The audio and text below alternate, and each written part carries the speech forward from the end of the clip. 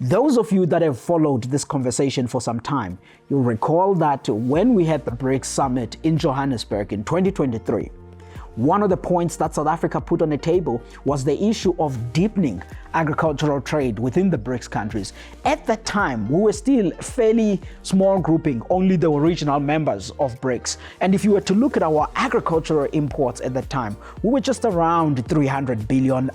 That's combined now. And of course, China and India were taking a bigger share of that. Right now, the BRICS grouping has expanded. There's new members. If you look at it now, a point you can make it looking at the data and say, look, the BRICS countries make up roughly half of global agricultural trade.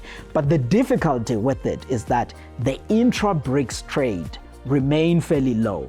And the key issues come back to the same thing that I was talking about with China, which is the higher tariffs as well as the phytosanitary barriers that we experience in these markets, either related to how some handle animal products, handle plant products. That's the phyto issues that I'm talking about, as well as this conversation about the tariffs.